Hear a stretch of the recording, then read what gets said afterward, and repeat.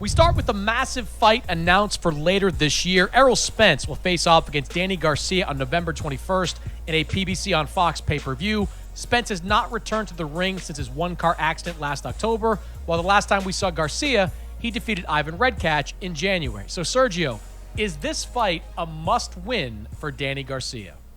No, it's not a must-win. First of all, every fight is a must-win for a champion. But no, it's not a must-win. Danny Garcia is already an established two-division world champion. He's only lost to the best in competitive fights with Keith Thurman and Sean Porter. This is just another big test for Swift Garcia. No, it's not a must-win, but it might be an opportune time for him to get the big upset against Spence, considering Spence is coming off. And now those two fights, let's keep it real. Those two fights, Danny Garcia versus Sean Porter was a close fight, Danny Garcia versus Keith Thurman was a close fight. But those were two top welterweights right there. Sean Porter, Keith Thurman. Danny Garcia, that's his only two losses right there. That's his two losses right there. And they were very close fights. So some people may have Danny Garcia winning those fights, the Keith Thurman and the Sean Porter. So in a lot of people's eyes, in some people's eyes, I'm gonna say some people's eyes, Danny Garcia is still undefeated.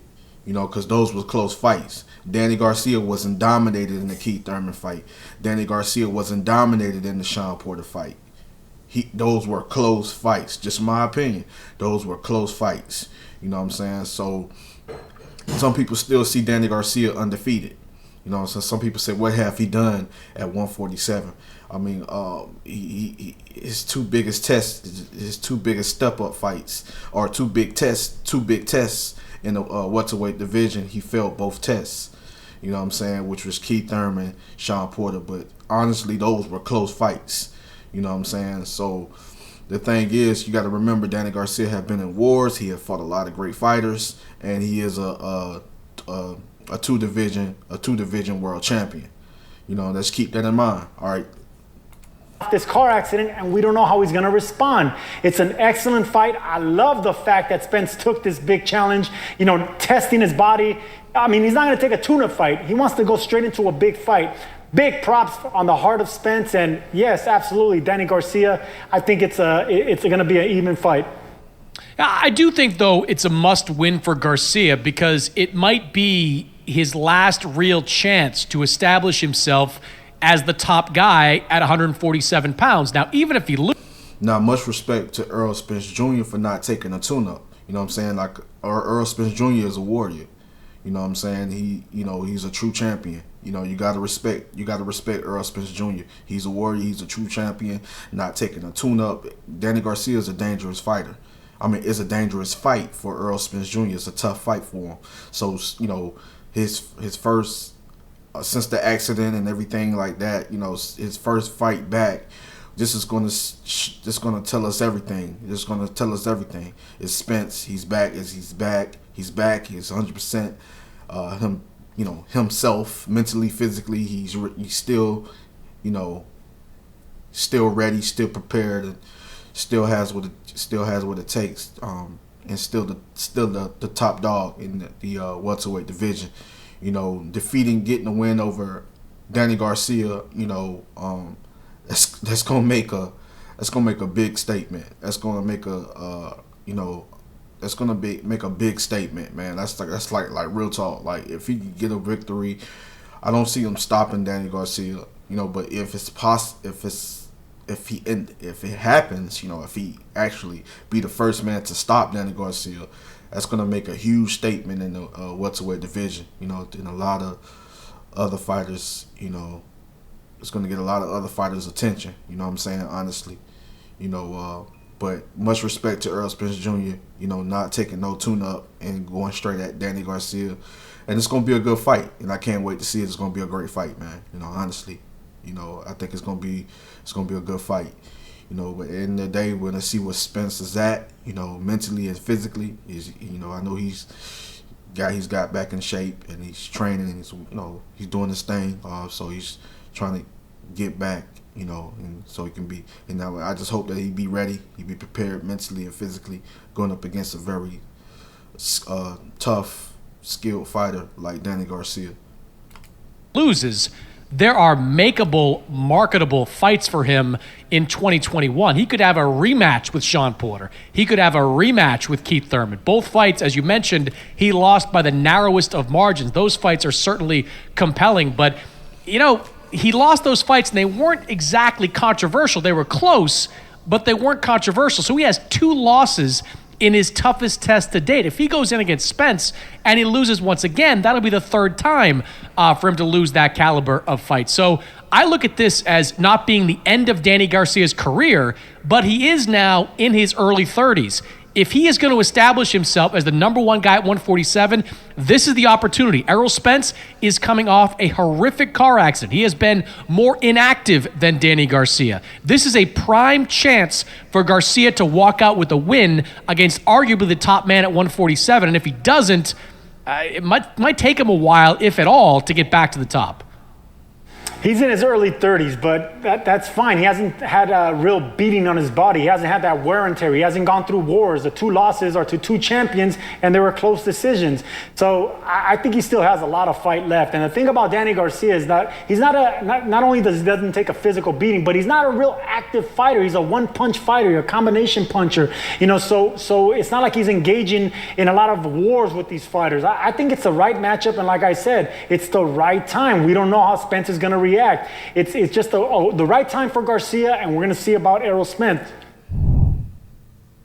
Moving on to a fight that looks to be in some jeopardy, Mike Coppinger of The Athletic reported that Teofimo Lopez and Top Rank are far apart on the revenue split for his bout against Vasily Lomachenko.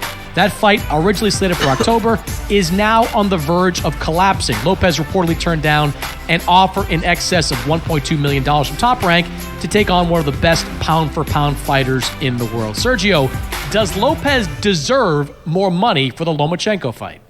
Hey, listen, money. William Money in Unforgiven, he has a great line about deserve. Deserve's got nothing to do with it. And that's what's going on here. Teofimo Lopez said he wanted this fight. He wants Vasily Lomachenko. Now that it's there, $1.2 million is a lot of money, especially for a kid that's 23 years old. He is a world champion, but he's 15-0. On his 16th fight, he's already getting 7 figures. Does he deserve money? Yeah, probably. But he should chase the glory and not the paycheck. This is what's going on with these. And that's basically what I said in the live stream. I was on a good friend of mine. I was on his live. I was on this live stream, and we was talking about this. You got a chance to be great. Going up against one of the, if not, I believe number 2 pound for pound fighter in the world. You're going up against a very, very, very great fighter. You got a chance to be great. You got a chance to, beat one of the top pound for pound fighters in the world and take his belts. You understand? And you used to making a certain amount of money. You're young. You're still young. 1.2 million, I believe. It's not bad. It's nothing wrong with that. We still in the pandemic. You know what I'm saying? Where the fighter's not going to make a certain amount of money. You know what I mean? It shouldn't be a reason for this fight to even be pay-per-view. If he was to take the fight, it shouldn't even be a reason for this fight to be pay-per-view. I mean, a lot of people will watch, but at the end of the day, it shouldn't even be a pay-per-view. I mean, because there's going to be a lot of people that's not going to watch. You might have a certain percentage of people that might watch, but it's not going to be, you're not going to sell out no venue or nothing like that, So I think, I understand that, I understand when it comes to his promoter, his team, and things of that nature. They be like, no, he's a champion. He's a young star. He deserves more money, for a big fight like that. But at the end of the day, Lomachenko is getting a certain amount of money. It ain't like he's getting a real huge big payday or a big purse. I believe it was like $3 million or something like that. You know what I'm saying? So I believe it's like $3 million or something like that. So so it's like, you add 1.2 million. There's nothing wrong with that. Like that's you used to making 400,000, and they saying that 1.2 is not enough money or something like that, or I don't get that. Anyways.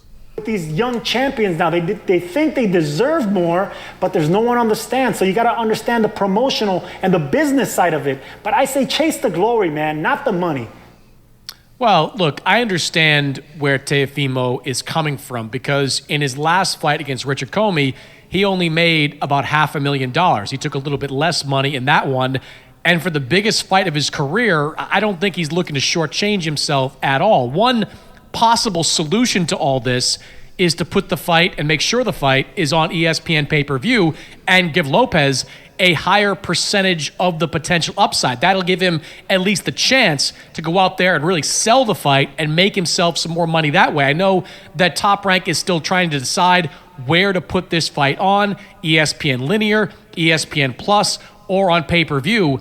I don't love the idea of Lopez Lomachenko on pay-per-view. I don't think it does a lot of buys or a lot of interest, especially among casual fans, but it would be an opportunity for Teofimo Lopez to make up some of that money that he's not getting in the guarantees. Other than that, you're going to have to wait. And this, Sergio, is a problem that all boxers are coming up against. If they want to be in a big fight, they may have to roll the dice that a big pay-per-view number is going to come in, because the live gate isn't there. Even though Lopez versus Lomachenko wouldn't have done $6, $7, $8 million in a live gate, it would have done at least a few million, and that's money that's not going in the pockets of Teofimo Lopez.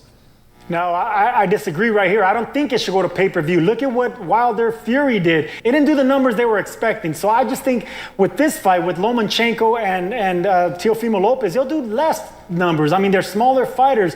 Lopez is on the rise. He's not really known. He's not a fighter that's going to sell a lot of pay-per-views.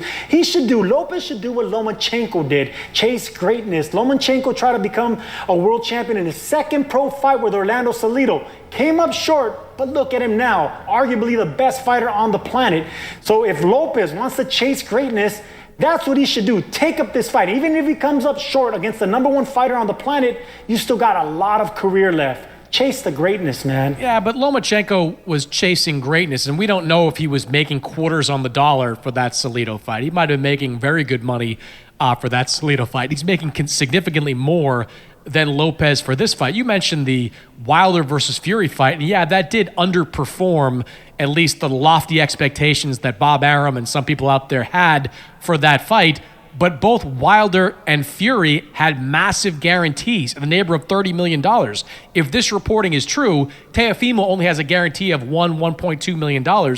And that's simply not a lot for a career-defining fight. So I'm all about chasing greatness, and I'm all about this fight being on regular ESPN so it can play out in front of a mass audience. But if you're Lopez and you're going into this fight, you want to get paid your maximum dollars. And sometimes pay-per-view is the only way you can do that. No shame losing to the #1 fighter on the planet. You can ask Canelo Alvarez about that. His one loss is to Floyd Mayweather. No one really cares about that. He's the highest paid boxer in the world right now. Chase greatness, Mannix. Chase greatness? You're the guy that demanded $500,000 to fight Jesse Vargas. No. I thought you were going to bring Jermaine Taylor up. Yeah, you know what? I regret that. I got the opportunity in 2007 to fight Jermaine Taylor for the undisputed championship of the world. We were $150,000 away from making that fight. It never happened. I regret it. See, I didn't chase greatness. But then again, I wasn't a world champion. And finally, Adrian Broner hasn't fought since losing to Manny Pacquiao in 2019, but is eyeing a return to the lightweight division. I want to be world champion again, Broner told the Wyatt Live podcast. I'm a natural lightweight, and if I come back to 135, I'll destroy the weight class. Broner never lost at lightweight, but hasn't fought at 135 since 2013. Sergio, do you buy Adrian Broner as a lightweight? It's hard to buy anything that Adrian Broner is selling nowadays. We've seen how he fluctuates in weight. We've seen his lifestyle outside of the ring. We just seen too many times how much Adrian Broner talks and doesn't perform. I mean, was he really fun to watch at 135? Absolutely. He was a real problem at 135 because he had the fast hands, the explosive combinations, but he wasn't flat-footed. When he moved up to 140 and especially 147, yes, he only lost to the best fighters, but he got slower, he got more stationary, and that. My thing with Adrian Broner, he has to be motivated. He has to be 100% dedicated. He has to put boxing first, you know, of course family first, but then boxing. You know what I'm saying? He has to still have that hunger, the determination. You know, he has to be motivated. You know, like honestly, he's a very talented fighter, young fighter, you know what I'm saying? He's getting older. But at the end of the day, he has to be 100% focused on boxing.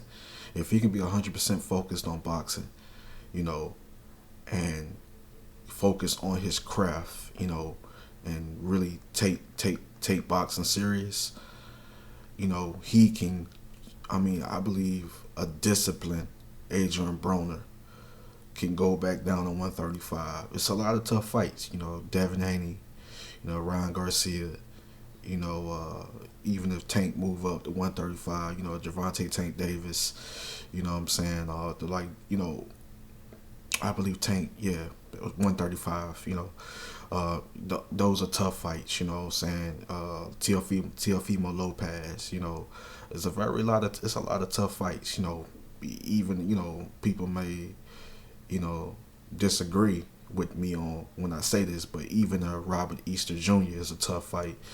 You know, it's a lot of good fights at 135 pounds, and he can do his thing at 135 pounds. You know, he can, but it's a lot of tough fights. You know, you got, like I said, you got Devin Haney, you got Teofimo Lopez, Vasily Lomachenko, you know, Ryan Garcia, Javier Fortuna, you know, Robert Easter Jr., you know, it's some tough fighters, you know, even still Richard Comey, you know, so it's some tough fighters at 135. So, you know, but if it's like, can Adrian Broner like cut weight and really go back down to 135? That's going to be tough. You know what I'm saying? You know, because like, is he motivated? You know, is he 100% dedicated? Is his mind really focused on boxing to the point where he's disciplined and he can actually make that weight again? You know what I'm saying?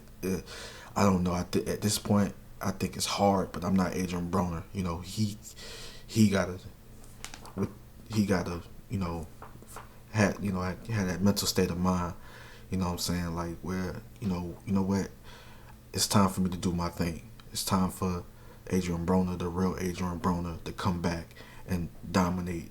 For really focus on boxing, stop with all the BS, stop with all that other foolishness, and really be dedicated to boxing. And then maybe, you know, Adrian Broner can, you know, a disciplined Adrian Broner that still has the hunger, that's still dedicated and motivated and focused on boxing, 100% focused on boxing. Yes, can go back down to 135 and do his thing. And then, of course, he got tough fights, but he has to be disciplined. He has to be really motivated to really go back down to 135 and do his thing. And can he conquer if he was able to go back down to 135? Can he conquer at 135? I don't know. You know, but it's a lot of good fights at 135. But anyways. That's not what you need to do, especially with these young studs at 135 that are explosive, that are fast, that are fast-footed. I just think a stationary, older, 31-year-old Adrian Broner will have a real problem with these youngsters. Well, I would love to see Adrian Broner back at 135 pounds because I think that's his more natural weight and, to your point, his most effective weight. He had 12 fights above 135 pounds. He only had knockouts in 2 of them. And yes, he did step up his competition when he left the 135-pound division, fought some of the best fighters out there, but it was abundantly clear that his power didn't carry up. The vast majority of his knockouts came at 135 pounds and below. So I'd be all for Adrian Broner making the jump back down to 135. I just don't believe it. And that's largely because in covering Adrian Broner, he has never taken his career seriously enough that would make me believe he can naturally get down to the lightweight division and be as effective as he once was. I mean, Sergio, you've seen him after his fights, during his time off. He goes up significantly in weight. He has been noted many places before, been involved with alcohol a lot. I've seen him while drinking at events. Like, these are not signs of a fighter that is going to be able to get his act together and make 135 in a healthy way and be able to challenge one of the top guys down there. But look, I think it's a good weight class for him. I think a healthy and fresh Adrian Broner could be, to borrow his name, a problem for some of the guys at 135. I think a lot of them would love to fight.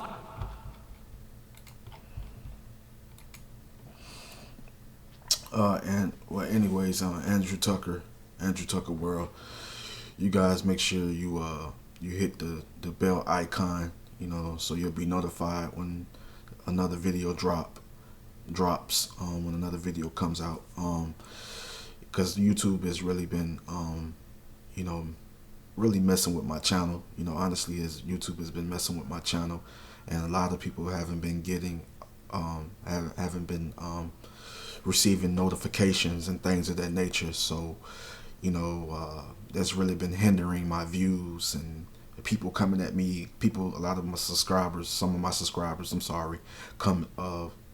hit me up and they were like, "Hey, I'm not getting a notification. I'm not, I don't know, why I'm not getting, YouTube, come on, YouTube, you gotta, you gotta fix that. You gotta fix that, man. Are y'all messing with my channel? Are y'all doing it on purpose? I don't know. But anyways, not gonna get into that. But anyways, listen, man, a dedicated Adrian Broner, motivated Adrian Broner, can most definitely a disciplined Adrian Broner. Adrian Broner that's a serious Adrian Broner that's focused on his craft. Yes, can go back down to 135. It's possible if he put his mind to it. It's possible if he's 100% focused on boxing. It's possible, but it's like I don't know, man. I don't know. There's a lot of tough fights at 135, which he can be in those fights. Adrian Broner has experience even at at 140 and 147. He has had a lot of tough fights. 147. He went up against a lot of experienced fighters. Great fighters. So, it's very possible he can get at 135, beat some of those guys. But it's something like, as far as like the top guys, top 5, those are tough fights. You know what I'm saying, at 135. And I'm looking forward to the Danny Garcia Earl Spence Jr. fight. I think it's going to be a tough fight. I think it's going to be a good fight. When you get a chance to see where Earl is at, see if the truth is back against Swift Garcia. That's a tough fight. Danny going to come to fight. He's going to be ready. He's going to be prepared. And I hope that Earl Spence Jr. is ready and prepared, because that's a very tough fight. As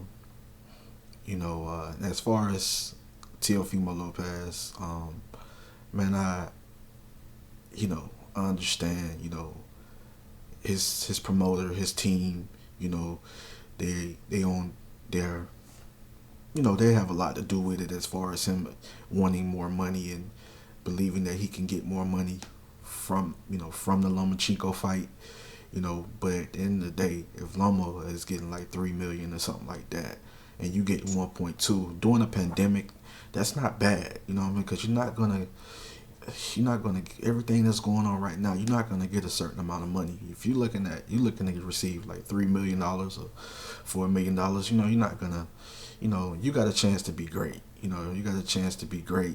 You got a chance to become unified lightweight champion Teofimo Lopez. You have a chance to become, unified lightweight champion and become the top dog in the lightweight division, 135 pounds, and you got a chance to be great. Possibly, pound for pound.